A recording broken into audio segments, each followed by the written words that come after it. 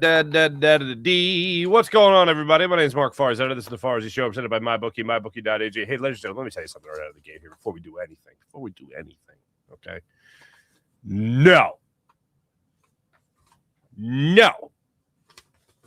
A big, fat N-O, no. To the question, hey, should Nick Sirianni just call plays? No. Adam Schefter on NFL Live yesterday, and I'll let you hear it, but the gist of it is, the Eagles aren't in any rush. If they need, they can just have Nick Sirianni call the plays. No. We've been over this. There is no way on this green earth, well, right now, white earth in the Philadelphia area and most of the region, that Nick Sirianni should call plays. The opportunity was there last year in a dire situation for Nick Sirianni to take over. The Eagles going into the Chargers game changed things around behind the scenes. Nick Sirianni came out and said, we've changed some things about how we do things in the behind the scenes. Then the reports came out shortly thereafter. Nick Sirianni is presenting alongside Kevin Patullo. Nick Sirianni is taking over or playing a bigger role in the Eagles' offensive prep. That, fine. You want to bring in some new ideas, you want to do some different things, you put an emphasis on something else, you want to say at the end of the season that you found your identity, liar, then fine. But calling plays, let me just go back to the video, to the photographic evidence of Nick Sirianni and why he shouldn't call plays. Remember this time when the season was on the line in the playoffs and Nick Sirianni just had this blank stare on his face during this little get-together with KP and Jalen Hurts? And KP's the one doing the talking. And Nick Sirianni's just like, oh, hey, guys, what do you got going on here? Oh, we have 43 seconds left of the season on the line. Oh, no. You guys handle it. There is no way that he should be calling plays. It's not what he does. The further evidence of that, more evidence of that is if you remember when he was terrible at it, when he first took over as head coach, apparently he still didn't want to get his hands dirty enough to try it again when the team needed him to get involved the most. And if you're of the school that Jalen Hurts is terrible and Jalen Hurts can do three things and that's it, extremely limited, if you're of that school, which I'm not, then maybe if he's just pushing Kevin Patullo aside, Jalen Hurts, maybe the head coach of the football team can come in there with some authority and call a play. But in the most dire situation, fighting for your playoff lives, the head coach of the football team is in that huddle, in that meeting, in that get-together, just going, oh, okay, yeah, whatever you want to do. The optics of that situation are terrible. Let's hear from Adam Schefter coming up in a minute. As far as other guys that, I have some confidence in one more so than the other, and it comes down to, experience.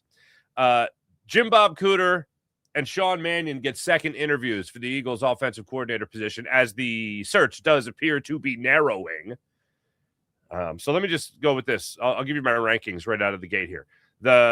So number one, I want Jim Bob Cooter.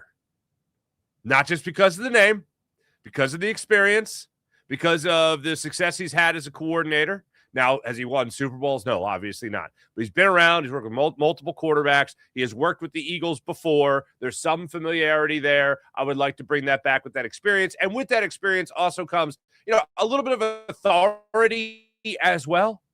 I'd like to have that. Now, you could obviously look at that and say it's a retread, but it's also a guy that is coming from a head coach that had success here in Philadelphia in Shane Steichen and seemed to get a lot out of Jalen Hurts, considering Shane Steichen was the offensive coordinator when Jalen Hurts was runner-up to Patrick Mahomes for the MVP in 2022, which everybody just brushes aside like it's nothing. But anyway, that happened, and they went to a Super Bowl, if you remember. That was fun. But maybe Jim Bob Cooter can call on some of that, as well as all his experience in the NFL, and get this Eagles offense back on track. All right, so my number one guy right now of the narrowed search, Jim Bob Cooter. Below that is Sean Mannion, who just got called back for the interview as well, the second interview. There is zero track record here, which if you're an optimist, if you're Sean Mannion's agent, maybe, Maybe you're the guy going, but the guy played the quarterback position at the NFL. The guy's been with the Packers for the last 2 years. This guy knows what he's doing. He's worked in different systems. He's worked under different head coaches. He's worked next to the other quarterbacks. This guy knows how to handle a quarterback. He was one. And he's young, so that automatically means intuitive. That automatically means creative. That automatically means he's aware and can run the latest type of offense you need in the NFL. Okay. Okay, prove it? Oh, you can't because there's no track record at all. That's fun. And is a, 33, 34-year-old guy going to come in here with barely a full year of coaching experience? I mean, barely 2 years of coaching experience. He was an offensive assistant with the Green Bay Packers, and then he was the quarterback's coach. He worked in the passing game coordinating area, and he worked with the quarterbacks of the Green Bay Packers really for the last 2 years. He was just an offensive assistant, general title in his first year in 2023 or 2024, Miss Scuzzi. And then this past year, he was the quarterback's coach in Green Bay. That guy's going to come in here with an authoritative voice and tell Jalen Hurts what to do? Hey, look, I don't think that Jalen Hurts is wildly unlimited, like he can do anything. He certainly has things that he doesn't like to do, things that he doesn't like to run, things he'd prefer not to run. And he's the franchise quarterback of the team with a huge contract and a nice track record as well. He kind of gets a say in what you do as an offense. But if Jalen Hurts doesn't want to throw over the middle more, if Jalen Hurts doesn't want to be under center, which is something that people are just running with. Like, this is the guy that literally said in a press conference, he was the guy that was banging the drum to get more under center. Yet he doesn't want to do it. And when the Eagles do it, they have success. And he throws pretty damn well throwing from under center. But yeah, Jalen's terrible. I don't want to throw over.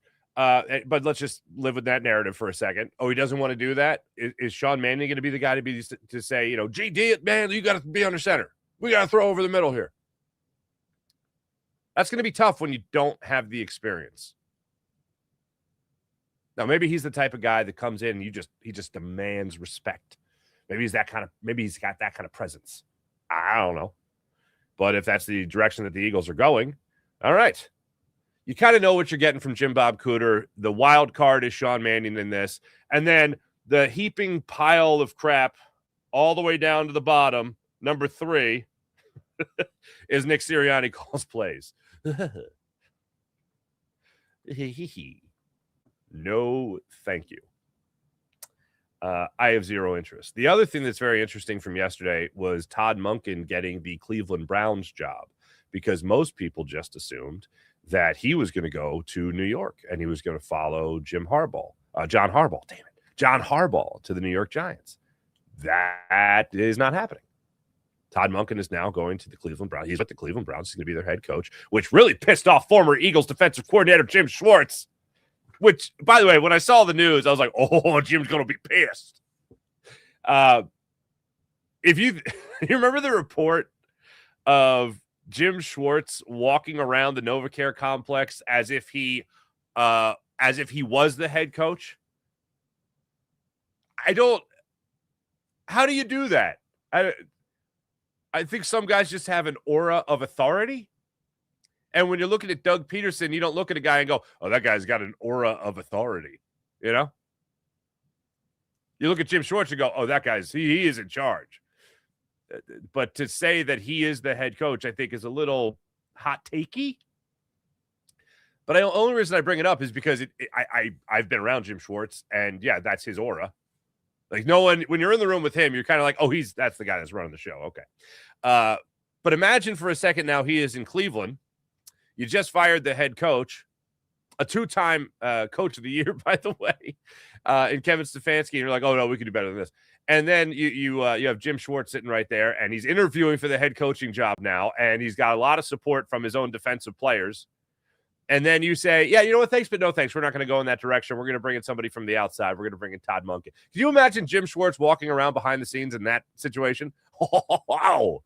Apparently it was, what did I see reported? Anger, some frustrated words before he left the complex and said goodbye to some players. Okay. Good luck, everybody. Good luck, everybody out there in Cleveland. But Todd Monken going there to the Browns Now leaves the question of who's going to want to work with Jackson Dart in New York. And that person that could possibly want to work with Jackson Dart in New York maybe is also interested in working with Jalen Hurts in Philadelphia. Maybe. That might be one more candidate off the board. Now, the streams haven't crossed necessarily, but you look at openings around the NFL, the Eagles being one of them, the Giants still being one. Could the Giants get the coach or the coordinator that the Eagles could be going after? That's just another opening that might be attractive to another offensive coordinator. Not ideal. Not ideal for the Eagles situation. Adam Schefter, let's get to it. Yesterday on NFL Live had this to say regarding the latest with the Philadelphia Eagles offensive coordinator search. Well, they might not be the big names that Sal in Philadelphia will like, but they've spent the last couple of days talking to Jim Bob Cooter of the Indianapolis Colts, and they've spoken today to Sean Mannion, the Green Bay Packers quarterbacks coach, who a lot of people believe has a bright coaching future, and they're looking for the right fit for one of these jobs. They've been through any number of candidates. They don't appear to be in any rush to name somebody. They have Nick Sirianni, who always could call the offense if they can't find somebody worthy of doing the job, but they're being diligent, looking for the right match. And also, again, the fit is not for everybody, as we've seen. Some people have taken other jobs. Some people have pulled out of consideration. It's not for everybody, but they think there are enough good candidates out there that they're going to come out of this with a good, strong offensive coordinator. Okay. Sound courtesy ESPN, NFL Live. Look, Jim Bob Cooter getting the second interview. Sean Mannion getting the second interview. Cliff Kingsbury. It is what this Cliff Kingsbury thing is just absolutely insane to me. I have no idea what he's got going on, but he was one of the first, if not the first, to just say deuces, like get out of Dodge when it came to making himself available for either offensive coordinator positions or head coaching positions. It is absolutely bonkers. Yeah, he just up and left immediately after the season. Mutually agreed to part ways. January 6th. Deuces, I'm out. And no, not even a mumble. Not even a whisper from him. Okay. Matt Nagy's a name that I know doesn't make a lot of people go, oh, that's how you cure. That's how you get back on track. Matt Nagy's the type of guy that the interview suggests to me that if you're of the school that the Eagles are just using all these interviews as consulting sessions, getting ideas from all these other people about how to solve their own problems, well, okay, then that one might actually stick. Because Matt Nagy is obviously, he's run his own team. He's been out there with Andy Reid and Patrick Mahomes in Kansas City. He's been around. He might have a thing or two he could drop in. He's coached against you. He might have a thing or two to say about what you could do to resurrect. Hey, what if we gave you this job? What would you do with it? Well, first thing I'd do is I'd tell Jalen Hurts he's got to do this and the other. I would tell Jeff Stout that I'm taking over the run game. I would blah, blah, blah. Like, there's things like that. Oh, and I would also kick you out of my room because I don't really care what you have to say. That's probably how you lose an interview, but still. They could be using all these as consulting sessions as to how to fix their own offensive struggles. The one thing I have talked about on other platforms, and I haven't gotten to enough on this show yet, is just whether or not you come in here and still have the same feeling that maybe Shane Steichen had or Kellen Moore had. Kellen Moore is the more interesting name here because literally he came here 1 year gone and he's a head coach. Then you look at Shane Steichen, who came over here with Nick Sirianni, and there was kind of not the idea that he was going to be calling plays. And there was this idea that, all right, we're going to see how this goes. New head coach, new regime, new quarterback. Let's see how this goes kind of thing. It was going terrible up until the Detroit Lions game in Nick Sirianni's rookie season. when he looked to be every ounce of a scared coach like he looked in his introductory press conference. And then flower power happened, and then Shane Steichen took over play calling before that, and then they made the playoffs at least. Then they went to the Super Bowl the following year, and then we all know what happened after that. But the Kellen Moore situation is the interesting one here, because are people looking at this Eagles job and saying, do I either want to jump on what could be a moving train in a good way, like a well-oiled machine? Do I want to jump onto that, not really take a lot of credit, but still might be able to get my flowers at the end of it when it comes to becoming a head coach? Or do you look at it as a train that's already arrived at the destination and everyone's just getting off? Has this team already peaked in the eyes of potential offensive coordinators? Are you gonna get Jalen Hurts to be a pocket quarterback, strict pocket quarterback, and have success? I don't think so. One of the things that makes Jalen Hurts special is Jalen Hurts' legs, his athleticism. If you're more versatile, you have a great opportunity to be the best, and certainly the best when needed, like a Super Bowl, for instance. But if you want to get away from that, if it's on the quarterback and he doesn't want to do it, and you're an offensive coordinator coming in here saying, well, I could still get you to playing at the level that you played at in 2022. It gets you playing at the level that you played at in 2024 with this offense as a whole. And if the team isn't interested in doing that, then they're going to look elsewhere. If the offensive coordinator candidate's coming in here saying, wait a minute, I'm not going to be in a position where I can be creative, or to use LaShawn McCoy's word, exotic. I can't run exotic plays because of the quarterback. Well, then, yeah, it's not going to be that interesting to me. But I think if you're looking at this team as an offensive coordinator candidate, whether you're Sean Mannion, whether you're Jim Bob Cooter, whether you're Matt Nagy, whether you're Cliff Kingsbury, again, who hasn't even been mentioned, if you're any of these guys and you want that opportunity to either get a head coaching seat or get back to a head coaching seat, you look at this situation that you're in, and you have a quarterback that is a proven track record of success. You have a head coach that, for whatever his 2 cents might be, they seem to be extremely valuable to the success of this football team. And you have a defensive coordinator in Vic Fangio, which there's some rumbling of him possibly retiring. I think that would have happened already. I think if there was any chance that Vic Fangio was retiring, I think that would have happened, or Christian Parker would still be here. So that doesn't make any sense to me. That what's being floated out right there and seeing if it sticks.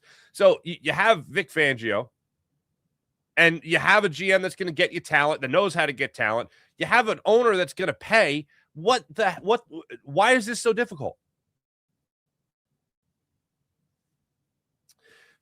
Two things. I watched a little bit of the Mike McDaniel introductory press conference from a couple days ago. And one thing immediately jumped out to me. And this, unfortunately, has to do with the dopes that egged Kevin Patullo's house. But Mike McDaniel carried his daughter, I think it was either into the press conference room or into the Chargers facility. I can't remember what it was. But he's got a young daughter. I don't know how old she is, but he's carrying her in. Okay, so it's not like she's 25 and he's carrying in his daughter. Okay. 42-year-old daughter he's just carrying into the room, which might be older than him, but I don't know. But he goes into the press conference, he's carrying her, and I'm thinking, young kids. For anyone that thinks that doesn't matter to people about how fans might react to you not having success, that's on people's minds. It would be on my mind. If I was going into a fan base that if I struggled in the job, I got to worry about people coming to my home. No thanks.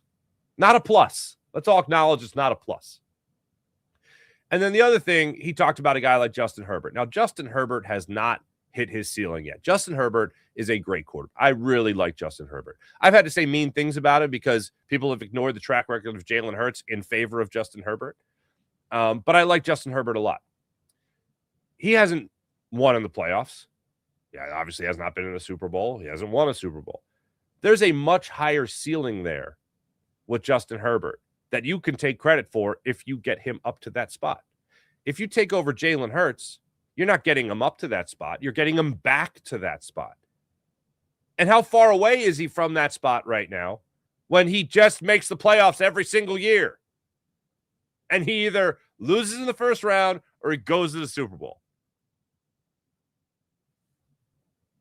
Like, it's amazing. You've had great quarterbacks in the NFL, like all-time great quarterbacks in the NFL that have never played in the Super Bowl, haven't won a Super Bowl. It's wild when you think about names. Like, I think about Brett Favre, who played in 2. He won 1, played in 2. Like, his entire career. And Jalen Hurts has already played in 2. Aaron Rodgers has played in 1 Super Bowl.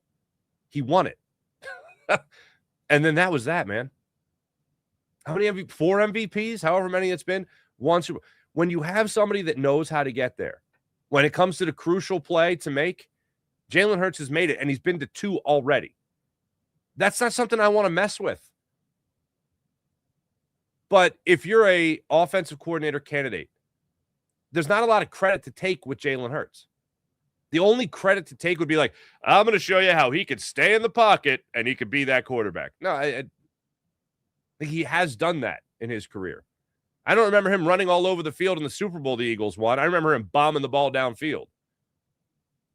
So I know everyone, well, not everyone, but I know a lot of people want to jump to the idea that, that Jalen Hurts sucks. It's Jalen Hurts. He's the problem. Well, yeah, he might be the problem in that he's a victim of his own success, where maybe other people don't want to work with him because, yeah, you can obviously make the argument, if I work with him, I get a head coaching job. But if you work with him, how much credit can you really take? Like, Kellen Moore came in at really a perfect time. The running game was cooking. They were dominant. They were dominant, historically dominant. And then when you needed Jalen to make a play, Jalen made the play. And you could take credit for that, for how great the offense was as a whole. Can you rely on that again this year with Saquon Barkley? Another year older. The offensive line was banged up last year. Can they get back to that level? Because there's not going to be a lot of credit there. That's all going to go to Jeff Stoutland. And then whatever the 2 cents again are for Nick Sirianni, he takes credit for that. Can you be that kingmaker of a team if the team has already been crowned? These are questions that real deal experienced offensive coordinators might be asking themselves before they really consider taking this job. They've already won. Do I look like a guy that's just jumped on a bandwagon and really didn't have much to do with winning? It's possible. But the other thing, well, first was Mike McDaniel carrying in his kid. The other was Mike McDaniel talking about the ability to grow Justin Herbert and get him to his ceiling. That's what stuck out to me of what I caught from Mike McDaniel. So the search continues, unfortunately, for the Philadelphia Eagles offensive coordinator position, but it does seem to at least be narrowing when you talk about second interviews. Jim Bob Cooter and Sean Mannion. If you had to choose between the two. All right, I'll even throw in a third option here. So again, Jim Bob Cooter, Sean Mannion, pile of crap, Nick Sirianni. Who would you want calling plays for the Eagles offense? And by the way, is Sean Mannion going to get full autonomy of the Eagles offense after only 2 years on a coaching staff? I don't think so. A couple other names I've just seen thrown out there. John Gruden. Can you imagine a world where John Gruden is running an offensive meeting and Nick Sirianni is like sitting somewhere in the room? Can you imagine a world where John Gruden's like, we're going to do this, that, and the other, blah, blah, blah. And then Nick Sirianni's just like, what about if we did this? Could you imagine the death stare from John Gruden, offensive coordinator, to head coach Nick Sirianni? You want to talk about a guy walking around the NovaCare complex like he runs the show, like he's the head coach of the team? Oh, baby. That'd be something nice. So, yeah, I don't think so. I don't think that's going to happen. Hey, your Philadelphia 76ers. This is fun. They're back at it tonight against the Sacramento Kings. An opportunity to win their 26th game of the season. As we sit right now in the NBA's Eastern Conference, more than halfway through the season, of course, the 76ers sit at 25-21, 2.5 games behind the Cavaliers, for the 5th seed. 2.5 games behind the Raptors, who lost last night. For the 4th seed, 3.5 games behind the Boston Celtics for the 3 seed in the NBA's Eastern Conference. The Raptors, by the way, lost to the Knicks. That's who they lost to last night. So Sixers have the Sacramento Kings tonight in South Philadelphia. And then I think they have one more home game before they go on a 5-game West Coast trip. So I'm a little on the tired side for the shows that we start at 6 o'clock Central Time on the program. Rye, shout out to you. Let's see. Yeah, 12-win Sacramento Kings team. They're tied with the Nets, the Pacers, and the Pelicans for the second fewest wins in the NBA. The Sixers have the Pelicans after that, I believe. It's the Kings tonight, and then Saturday, the Pelicans. So you're facing 2 teams in back-to-back games that have 12 wins. You combine their amount of wins, you have more wins than them going into these 2 games. Don't suck. Blow them out. Tyrese Maxey, give me 30. Joel Embiid, give me 50. Like, let's party, okay? So that's what the Sixers got going on. And the NBA trade deadline, by the way, is about a week away exactly, as a matter of fact. Andre Drummond's been mentioned in trade talks. I don't see the Sixers making any big trade. Like, let's talk about the Giannis Antetokounmpo, for instance. It heated up yesterday. Shams Charania putting it out there again that, he's getting traded more or less. I don't see the Sixers pulling the trigger on that deal. I don't see that happening. I don't know where he ends up, but I imagine it's going to be in a major market. But I don't see them making any significant trade. I don't think Kelly Oubre gets traded. I don't think Jared McCain gets traded. If they do anything, it would be of the salary dump thought process. But I don't know why. I mean, Andre Drummond is done after this year. So what are you doing saving here? I don't see that kind of big move. And you know what? With the way this team has started to click lately when everyone's playing, I mean, I really like the Sixers. If you can find a way to move on from Paul George and dump that money, then all right, let me hear it. I know he's coming off a 9 for 15 game from 3, and I know that he's got that in him, but how many of those does he have left in him? If you could find a way to do that, if you could find a way to move on from that, then all right, but I need to see what you're getting back. Are you going to make your team any better? I doubt it. So, look, I really like this Sixers team, and I was telling you yesterday that same thing. This is a fun team. I don't know what the future holds with Joel Embiid's injuries or even Paul George's future at all, but I really like Tyrese Maxey. I really like VJ Edgecombe. Joel Embiid, I have never – people were arguing with me yesterday. I've never seen him this explosive. Like, he was never an explosive player. It was beautiful. It was like watching art, watching Joel Embiid play. But explosiveness was never his thing. He was phenomenal at other things. Finesse, footwork, getting to the basket, drawing fouls, hitting his foul shots, improving from three-point line, things like that. But explosiveness, no.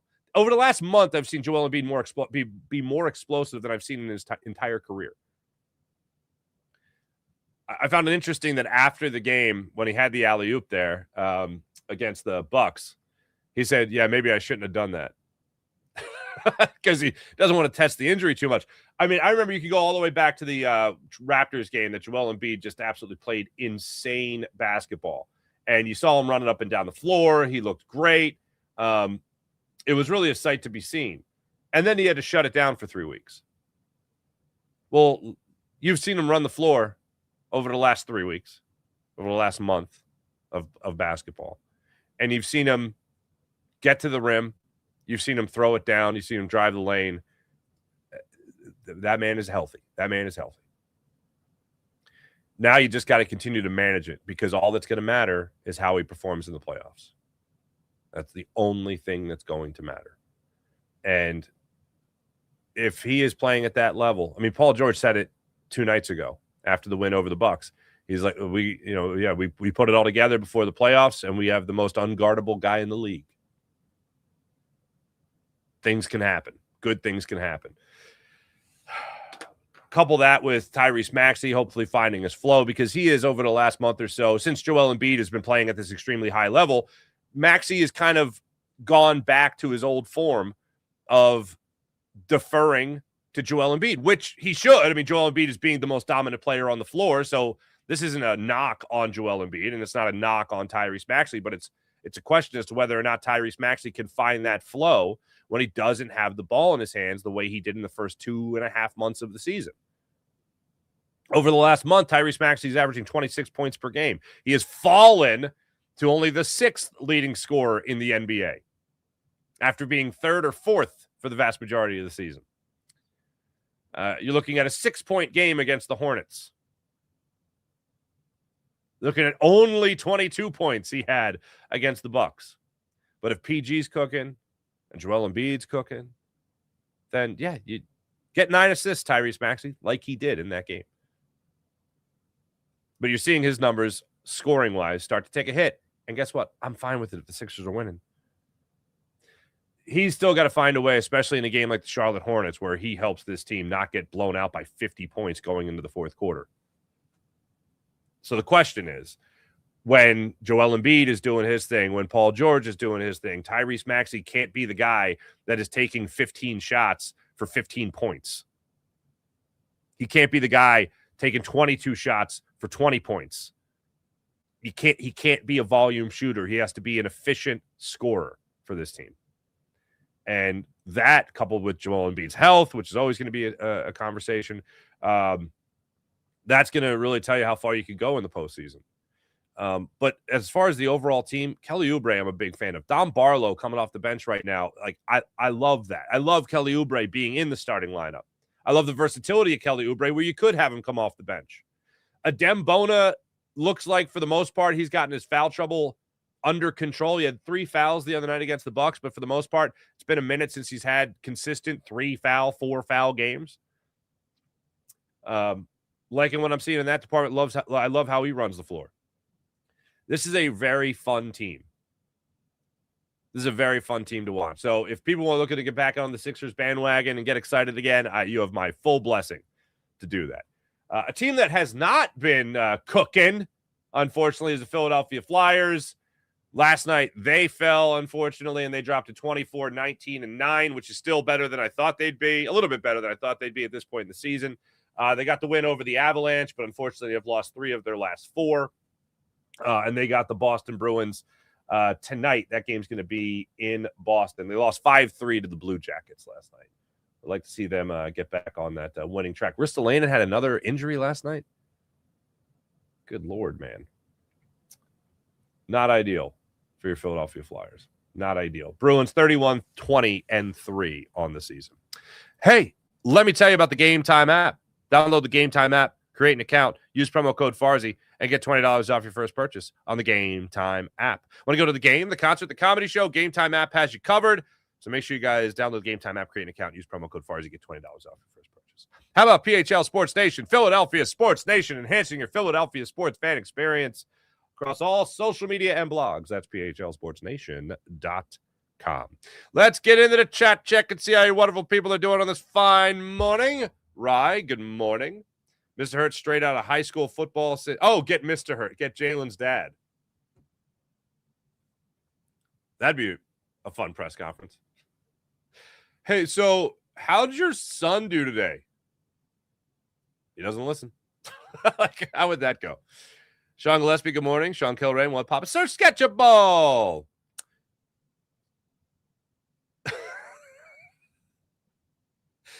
Sir Sketchable, someone told me Fangio was retiring, but he may just be a huge stunad.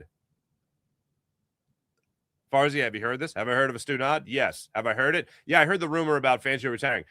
And that doesn't make any sense to me. I'm making no sense, okay? It doesn't make any sense. Why would he retire now? if Fangio retires, get ready for the narrative of not even Vic Fangio wanted to stick around and have to solve this problem, deal with this offense. Can I give a preempted take? Is that a preempted take? That's a preempted take. Sirianni shouldn't even be the head coach, much less the offensive mind to call plays, says Sean Gillespie. I agree. CM Punk, what's going on? Good morning. Saw the insane stat. Giants' legendary quarterback Eli Manning won 2 Super Bowls with the Giants and never won a playoff game outside those. That is pretty wild. How long is Eli Manning?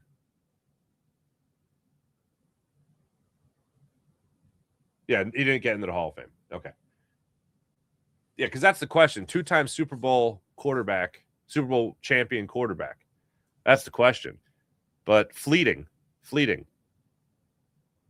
William, first off, thank you, William. William Robinson, morning. Won't Nagy be a better fit? Apparently not getting a second interview, at least not yet. I'd love to see his name pop up in that regard. Nick getting fired. 2 collapse in 3 years, says Tricks. It's possible. Not this year. Fire Sirianni says, E-money! What's popping? Jim Bob Cooter in the General League. Last time the Eagles took a quarterback coach nobody knew from the Packers, he became one of the greatest coaches ever, Andy Reid. This is true. The one thing that Andy Reid did have, and I never put much thought into this until people in the league told me you should put more thought into this. You know what Andy Reid had? He had a label next to his name other than quarterback coach. The year before coming to the Philadelphia Eagles,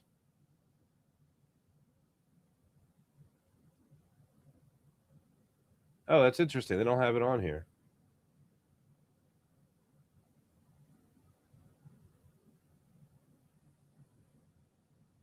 So they had tight ends. He was tight end and assistant offensive line coach for 5 years. Assistant offensive line coach. 5 years and tight ends coach in Green Bay. 2 years, he was a quarterbacks coach. One of these years, I think he got the assistant head coach title. It's not on here immediately. Let me see if they have it somewhere else. I was looking at Football Reference, and I don't think I want to say, because it wasn't associate head coach. Kevin Patullo was associate head coach. Okay, it was 97 and 98. He was the quarterback's coach and assistant head coach. So that's what you're looking at right there with Andy Reid. When he got the assistant head coach title, all of a sudden that started raising eyebrows around the league, apparently. And then he came to the Eagles with the binder, and the rest is history. So Sean Mannion, not assistant head coach. I know it doesn't sound like much, but apparently that means something to the rest of the league. Adam Schefter has no idea what he's talking about in Sirianni calling plays. I love Schefty, but I do not agree at all on his Sirianni take.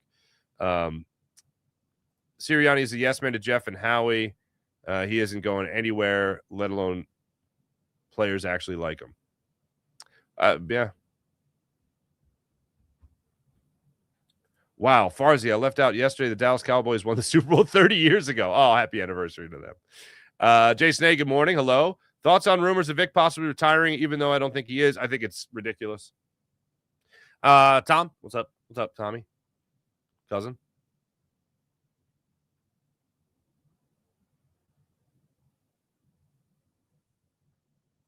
Saw this former 49ers Colin Kaepernick thinks he could have helped the Broncos reach the Super Bowl after Bo Nix. No.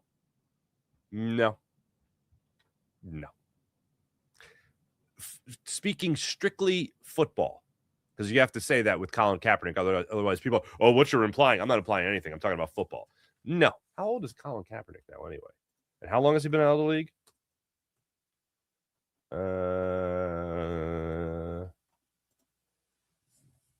38 years old. Hasn't played in 10 years. Okay. That's going to be a no for me, dog. I don't know if Lane comes back or not. That's another question I think other people are looking at as well. What are you going to have on this offensive line? I need to draft at least 2 viable offensive linemen this year, a guard and a tackle. I agree. Kellen Moore coaching and coming in after the collapse helped him also. Yeah, I mean, rock bottom. That helped. I think the center is fine. I think Cam's going to be fine as well. I just think he was banged up this year. Jason A., hello. Oh, yeah, I did find it interesting. Frank Reich is interviewing for the Jets job. Like, that's really interesting. He's interested in calling plays, being an offensive coordinator, but not under Nick Sirianni, not with Jalen Hurts. Interesting. David Shaw is another interesting name because, oh man, if you thought people were loud about the Mormon missile there, what's his name, Tanner McKee? Wait till you bring in his former coach. That'll be a good time. Pin, let's go with Pin 9617 says, morning Farzi, let's go with Mannion. Let's see how bright his future is. Yeah, there's an alluring thing to a guy that has nothing. Like, all right, where is he coming from? I don't know. Like, all of a sudden he's the new kid in school. You're like, what's this guy's deal?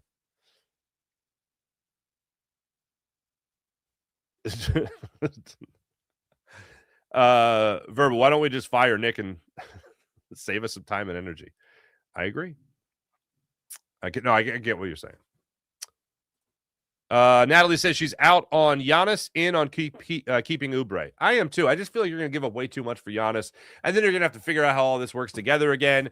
I don't see that working with what you have right now in Philly.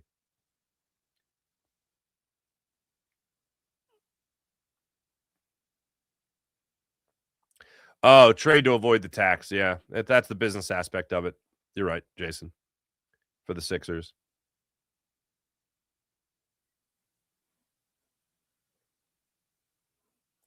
Oh, the Sixers, I bet they announced the building of a new stadium next week. Reich of obviously avoiding Sirianni. You might not be wrong. I do find that to be really interesting, though. So there's a bunch of names that have been thrown in the direction of the New York Jets, but Frank Reich apparently is getting a lot of attention from the Jets. I do think look, I don't think anything. It is. Statement of fact. It is very interesting that Frank Reich would want to get back into not only coaching, but being an offensive coordinator and being a play caller. And he hasn't even sat down with the Eagles. Look, this could also be true. What are you going to do with an interview with Nick Sirianni if you're Frank Reich? You guys talk all the time, supposedly. You know what Frank's got. You know what Frank thinks. Do you need a formal interview?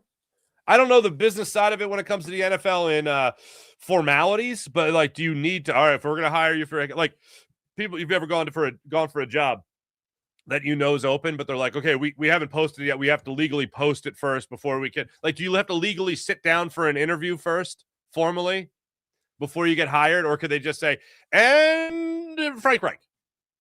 Thank you, Matt Nagy, for coming in. Thank you, Jim Bob Cooter. That was fun to say for a long time. Thank you, Sean Mannion. We're going to go with Frank Reich. Have you interviewed him yet? I interviewed him every day. Like, we talk all the time. That wouldn't shock me. But what would shock me is if that just happened out of nowhere with nobody, catching wind of it. So there you go. Possibly Frank Reich to the Jets. How about that? That's the show, everybody. Appreciate it greatly. You guys stopping by, checking out the show and all that fun stuff. Coming up later today, 10 o'clock, Locked On 76ers. Me and Keith Pompey look ahead to the Sixers taking on the Kings tonight, as well as the Pelicans on Saturday. And then also the West Coast swing that's going on here. So that'll be a good time.